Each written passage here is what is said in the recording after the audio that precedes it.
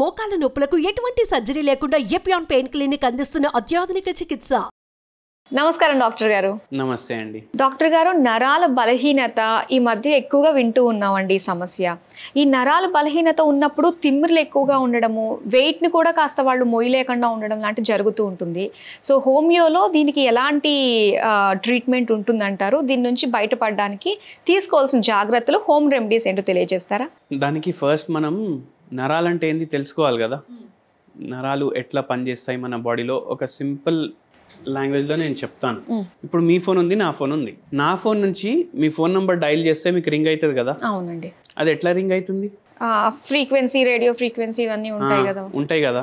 ఇప్పుడు నా ఫోన్కి వెళ్ళి డైరెక్ట్ మీ ఫోన్కి సిగ్నల్ వస్తలేదు. ఇది ఫస్ట్ టవర్లు ఉంటాయి కదా, మన నెట్వర్క్ ప్రొవైడర్ టవర్లు. ఆడికి సిగ్నల్ పోతుంది, మళ్ళీ ఆడికి వెళ్ళి మీ ఫోన్కి సిగ్నల్ వస్తుంది. కరెక్ట్? అవును. ఇప్పుడు ఒక వేడి వస్తువు ఉంది, గిన్నె ఉంది అనుకోండి, దేని మీద, స్టవ్ మీద ఉంది. మనం సడన్గా దాన్ని ముట్టుకోగానే ఏం చేస్తాం? చేయి వెనక్కి తీస్తాం, అబ్బా అని అంటాం. ఎందుకంటాం? కాలింది కదా. ఈ కాలింది అనేది ఇక్కడున్న నరం డైరెక్ట్ సిగ్నల్ ఇస్తలేదు. ఈడికి వెళ్ళి సిగ్నల్ ఫస్ట్ మన బ్రెయిన్కి వెళ్తుంది, మళ్ళీ బ్రెయిన్ నుంచి మళ్ళీ రిటర్న్ వస్తుంది. ఆ బ్రెయిన్కి కూడా డైరెక్ట్ పోదు, ఫస్ట్ స్పైనల్ కార్డ్కి పోతుంది. స్పైనల్ కార్డ్ అంటే మెడ నుంచి నడుము వరకు ఉంటుంది ఒక పైప్ లాగా. ఆడికి పోయి మళ్ళీ బ్రెయిన్కి పోయి మళ్ళీ స్పైనల్ కార్డ్కి వచ్చి మళ్ళీ మీ చేయి వరకు వస్తుంది. ఇది ఫ్రాక్షన్ ఆఫ్ సెకండ్స్లో అవుతుంది. మనం ఇట్లా పెట్టగానే తీసేస్తాం. ఎంత ఫాస్ట్గా అవుతుంది సిగ్నల్ అంటే, ఇప్పుడు ఆ ఫోన్ టవర్ లాగానే మన బాడీ కూడా. అంటే ఫోన్ టవర్ బ్రెయిన్ అని అనుకోవాలి మీరు. ఈ నరాలన్నీ ఏంది, దానికి ఉన్న వైర్లు సిగ్నల్ పాస్ చేస్తాయి. సో బ్రెయిన్ ఏమో ఒక మెయిన్ యూనిట్ అన్నమాట. మళ్ళీ స్పైనల్ కార్డ్ కూడా దానికి brain and spinal cord main unit. మళ్ళా దీని లోపల నుంచి వస్తాయి నరాలన్నీ, అవన్నీ మన బాడీ పార్ట్స్కి సప్లై చేస్తాయి.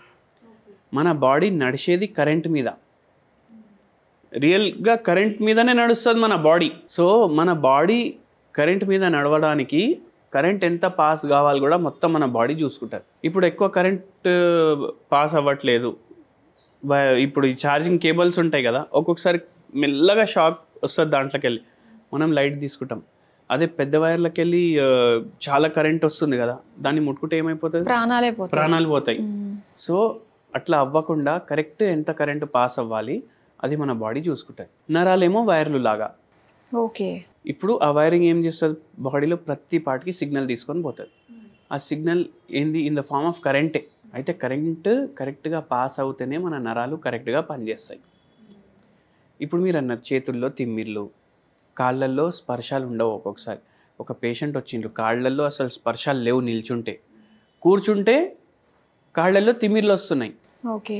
మళ్ళా పడుకుంటే తిమ్మిర్లు ఇంకా పెరుగుతున్నాయి, మొత్తం లాగుతున్నాయి, ఇక్కడి నుంచి కింద వరకు మొత్తం లాగుతుంది. అయితే ఈ వైర్లో ఎక్కడో ప్రాబ్లం ఉన్నట్టే కదా. ఇప్పుడు కాళ్ళు లాగుతున్నాయి, అందరు ఏమనుకుంటారు? కాళ్ళలో ఉన్న నరాల్లోనే ప్రాబ్లం ఉంది. కానీ ఈ పేషెంట్కి కాళ్ళు నరాల్లో ప్రాబ్లం ఉండే, కానీ దానికన్నా పెద్ద ప్రాబ్లం ఎక్కడ ఉండే తెలుసా? నడుములో ఉండే. నడుములో స్పైనల్ కార్డ్ ఉంటుంది, అక్కడ వర్టిబ్రల్ కాలం ఉంటుంది, అంటే బోన్స్ దాన్ని గార్డ్ చేస్తాయి అన్నమాట. అయితే ఆ బోన్స్ ఒక్కొక్కసారి జరిగిపోయినప్పుడు, లేదంటే అక్కడ ఆస్టియోపోరోసిస్ రావడం. ఆస్టియోపోరోసిస్ అంటే ఆస్టియోఆర్థరైటిసే అనుకోండి. అంటే మోకాలు నొప్పులు వస్తే అక్కడ ఏం పాథాలజీ అవుతుంది, ఆ సేమ్ అక్కడ నడుము బోన్స్లో అయింది. దానివల్ల స్పైనల్ కార్డ్ మెయిన్ వైర్ కదా, అది కంప్రెస్ అవుతుంది. అది కంప్రెస్ అవ్వడం వల్ల దాంట్లోకి వెళ్ళి సిగ్నల్ ఎట్లా పాస్ అవ్వాలి, పాస్ అవుతలేదు. దానివల్ల కాళ్ళ మీద ఎఫెక్ట్ చూపిస్తుంది. ఇప్పుడు ఇది ఎందుకు అయింది? ఆ పేషెంట్కి ఫైబ్రాయిడ్ ప్రాబ్లం ఉండే. ఇప్పుడు ఫైబ్రాయిడ్ ప్రాబ్లం అంటే ఏంది? గర్భసంచిలో ఒక పుండులాగా అయిపోయింది అనుకోండి. దానివల్ల పీరియడ్స్ ఏమో చాలా డిస్టర్బ్ అయ్యి వస్తుండే, బ్లీడింగ్ ఏమో చాలా ఎక్కువ రోజులు ఉంటుండే. దానివల్ల డాక్టర్లు ఏం అడ్వైజ్ చేసిండ్రంటే గర్భసంచి తీపిచ్చేసేయండి, లేకపోతే ఫ్యూచర్లో ఇంకా వేరే ప్రమాదం కూడా రావచ్చు అనేసి గర్భసంచి తీసేసిండ్రు. కానీ గర్భసంచి తీయడం వల్ల బాడీలో హార్మోనల్ ఇంబ్యాలెన్స్ స్టార్ట్ అయిపోతుంది. ఆ హార్మోనల్ ఇంబ్యాలెన్స్ వల్ల నడుములో ఉన్న బోన్స్ ఏమో డ్యామేజ్ అవ్వడం స్టార్ట్ అయినాయి.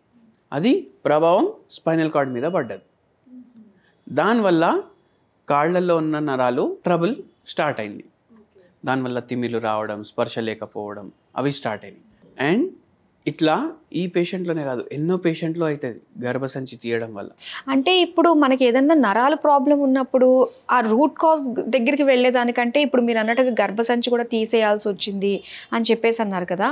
సో ఎక్కడ ప్రాబ్లం అంటే అక్కడే కాకుండా రూట్ కాజ్ని చూస్తే ఆవిడకి ఇప్పుడు గర్భసంచి కూడా తీయలేకుండానే ఆవిడ సర్వైవ్ అయ్యేవారా? అవును.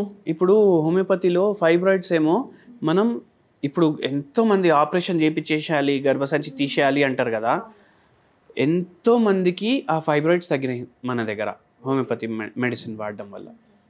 అండ్ నరాల బలహీనత రాకుండా మనం ప్రివెంట్ కూడా చేసినాం ఒక దాంట్లో చూసుకుంటే. అయితే ఆ ప్రాబ్లం వల్ల అవుతుంది. మళ్ళీ పోస్చర్, ఇప్పుడు ఫోన్ ఎన్నో గంటలు చూస్తాం కదా మనం, కానీ పోస్చర్ మెయింటైన్ చేయం. సగం పడుకుంటాం, ఒక్కొక్కసారి ఇట్లా చేయబెట్టి పడుకుంటాం, ఫోన్ వాడతాం. దానివల్ల మెడ నరాల్లో ప్రాబ్లం అవుతుంది, నడుములో ప్రాబ్లం అవుతుంది. అందుకే మన పోస్చర్ కరెక్ట్ ఉండాలి. ఇప్పుడు మనం స్ట్రేట్గా నిల్చున్నాం అనుకోండి, ఎట్లా నిల్చుంటాం? మెడ, వీపు, నడుము ఒక స్ట్రేట్ లైన్లో ఉంటాయి కదా. మళ్ళీ పడుకున్నప్పుడు కూడా అట్లనే ఉండాలి అవి. అంటే సైడ్కి తిరిగి పడుకోవడం అది కూడా రాంగ్ పోస్చర్. సైడ్గా తిరిగి పడుకుంటే కూడా అవి స్ట్రేట్ ఉండాలి. కానీ మనం ఏం చేస్తాం, ఒక పిల్లో వెనకాల పెట్టుకుంటాం, ఇట్లా లై డౌన్ చేస్తాం, 2-3 గంటలు ఫోన్ అట్లనే చూస్తాం, ఇట్లా వంగి కూర్చుంటాం ఇప్పుడు పని చేసుకునేటప్పుడు. దానివల్ల కూడా ఈ నరాలు డ్యామేజ్ అవుతాయి. కొంతమంది పిల్లో వేసుకుంటే నిద్ర రాదు, పిల్లో ఉండొచ్చు అంటారా? అసలు పిల్లో కంపల్సరీ ఉండాలంట నేను. ఎందుకు కంపల్సరీ ఉండాలి? ఇప్పుడు పిల్లో లేకుండా మనం పడుకున్నాం అనుకోండి, మనం మెడ వెనక్కి అయిపోతుంది కదా, మొత్తం ఇట్లా అయిపోతుంది. ఇట్లా అయిపోతే మనం ఈ స్ట్రేట్ పోస్చర్ని డిస్టర్బ్ చేసినట్టే కదా. సో పిల్లో పెట్టుకోవాలి, కానీ ఏం జాగ్రత్త తీసుకోవాలంటే చాలా హార్డ్ పెట్టుకోవద్దు, చాలా థిక్గా పెట్టుకోవద్దు. ఇవి 3 స్ట్రేట్ లైన్లో వచ్చినట్టు పెట్టుకోవాలి. మెడ, వీపు, నడుము ఇవి ఎప్పుడు స్ట్రేట్ లైన్లో ఉన్నట్టు మనం చూసుకోవాలి. సో అట్లా చేయడం వల్ల మనం డ్యామేజ్ని ప్రివెంట్ చేస్తాం. ఇవి కాకుండా షుగర్ వ్యాధితోటి కూడా మన బాడీ డ్యామేజ్ అవుతుంది. ఇప్పుడు షుగర్ వ్యాధి పేషెంట్ చూడడానికి అసలు షుగర్ ఉందా లేదా మనం చెప్పడానికి రాదు.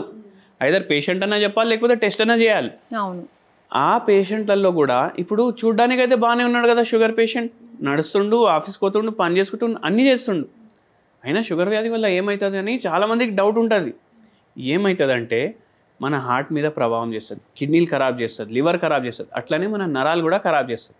ఇప్పుడు డయాబెటిక్ న్యూరోపతి అనేసి ఒక రోగం ఉంది. అది ఏంది?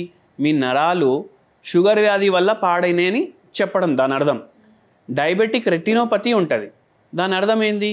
మీ కళ్ళు ఖరాబ్ అవుతుంది షుగర్ వల్ల, అక్కడున్న నరాలు డ్యామేజ్ అవుతున్నాయి, దానివల్ల మీకు సరిగా కనిపిస్తలేదు, మీకు స్పర్శ వస్తలేదు, మీకు నడవడానికి వస్తలేదు, తిమ్మిర్లు వస్తున్నాయి, చక్కర్లు వస్తున్నాయి, చేతులు లాగుతున్నాయి.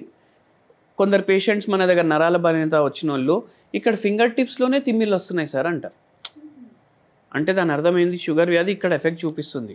ఓకే, అంటే ఒక్కొక్కళ్ళకి ఒక్కొక్క ప్లేస్లో చూపిస్తుంది. మళ్ళా కొందరికి ఎట్లుంటుంది, ఓన్లీ చేతుల్లోనే తిమ్మిర్లు ఉంటాయి కదా, వాళ్ళకి షుగర్ వ్యాధి కూడా ఉండదు. ప్రాబ్లం వాళ్ళ మెడలో ఉంటుంది, ఎందుకంటే సిగ్నల్ ఇక్కడ నుంచి వస్తుంది. సో దానివల్ల కూడా అవుతుంది. వీళ్ళందరికీ తగ్గుతుంది మన దగ్గర. రెగ్యులర్లీ వాళ్ళు మన మెడిసిన్స్ వాడతారు, మనం చెప్పిన జాగ్రత్తలు కూడా ఫాలో చేయాలి. మళ్ళీ దాంతోపాటు టైంకి పడుకోవాలి, ఇంట్లోనే తినాలి, ఎక్కువ క్యాలరీ ఉన్న ఫుడ్ కన్జ్యూమ్ చేయొద్దు, రెగ్యులర్ ఒక 15-20 మినిట్స్ వాకింగ్ చేసుకోవాలి, పోస్చర్ కరెక్ట్గా ఉందా లేదా అది చూసుకుంటుండాలి. అట్లా దీనికి ఏమన్నా అంటే స్టార్ట్ అయ్యింది, ఇప్పుడెప్పుడే తిమ్మిర్లు స్టార్ట్ అయ్యినాయి అని ఎవరైతే అనుకుంటారో వాళ్ళకి ఏదైనా ఇంట్లో చేసుకునే హోమ్ రెమెడీస్ ఉన్నాయండి? ఇప్పుడు ఒక మంచి హోమ్ రెమెడీ చెప్తాను మీకు. 4 లవంగాలు తీసుకోవాలి, 4 ఇలాచీలు తీసుకోవాలి. డైలీ మీరు చాయ్ చేసుకుంటారు కదా, దాంట్లో ఏం చేస్తారు జనరల్గా? పాలు సగం, మళ్ళా వాటర్ సగం, దాంట్లో చాక్పత్తి వేస్తారు, దాన్ని ఫుల్ బాయిల్ చేస్తారు. దానివల్ల మీరు టీ ఒక మెడిసిన్ లాగా అన్నమాట, మీరు దాన్ని విషంలాగా కన్వర్ట్ చేస్తున్నారు. ఓకే. ఎప్పుడన్నా ఏం చేయాలంటే డికాక్షన్ సపరేట్ ప్రిపేర్ చేసుకోవాలి. డికాక్షన్ సపరేట్ ప్రిపేర్ చేసి మీరు only limited amount of milk, ఇప్పుడు మీరు డికాక్షన్ ఇంత తీసుకుంటున్నారంటే మిల్క్ ఇంతే తీసుకోవాలి. కానీ మనం అది చెయ్యము, మనం బాయిల్ చేస్తూనే ఉంటాం. ఎందుకనే ఫ్లేవర్ రావాలి అంటే నోట్లో ఆ ఫ్లేవర్ ఉండిపోవాలి, అట్లా చేస్తాం. ఆ తప్పు చేయొద్దు. ఏం చేయాలంటే డికాక్షన్ ప్రిపేర్ చేసుకుంటారు కదా, ఇవి దంచుకోవాలి. 4 లవంగాలు, 4 ఇలైచీలు, ఇవి 1 కప్కి ఇవి దంచుకొని డికాక్షన్ బాయిల్ చేసేటప్పుడు ఇవి కూడా దాంట్లో వేసేయాలి. ఇప్పుడు మీరు దీంట్లో మిల్క్ యాడ్ చేయలేదనుకోండి, చాలా మంచిది. ఇది మీరు ఫిల్టర్ చేసుకొని డైలీ 1 కప్ తీసుకోండి. నరాల బలహీనత పేషెంట్స్కి హెల్ప్ చేస్తుంది. కానీ మీకు మిల్క్ టీ తాగే అలవాటు ఉంది అంటే కొంచెం మిల్క్ యాడ్ చేసుకోండి. దీంట్లో యాంటీ ఆక్సిడెంట్స్ చాలా ఎక్కువ ఉంటాయి. నరాలు డ్యామేజ్ అయినాయి అంటే అది జర రిపేర్ చేయడానికి కూడా హెల్ప్ చేస్తాయి ఒక్కొక్కసారి. నేను పేషెంట్లకు కూడా చెప్తాను, ఎవరైతే తీసుకుంటారు కదా ట్రీట్మెంట్, పేషెంట్లకు కూడా చెప్తాను. ఇప్పుడు ఈ స్టార్టింగ్లో చెప్పిన పేషెంట్కి 6-7 ఇయర్స్ నుంచి ఉండే ఈ ప్రాబ్లం నరాలది, 5 నెలల్లో సాల్వ్ అయిపోయింది. సో ఈ హోమ్ రెమెడీ కూడా చెప్పిన మా పేషెంట్కి, అందుకే అందరితో షేర్ కూడా చేసిన. Okay, thank you so much doctor గారు. నరాల బలహీనత గురించి ఇంట్లో చేసుకునే హోమ్ రెమెడీ గురించి తెలియజేసినందుకు ధన్యవాదాలు.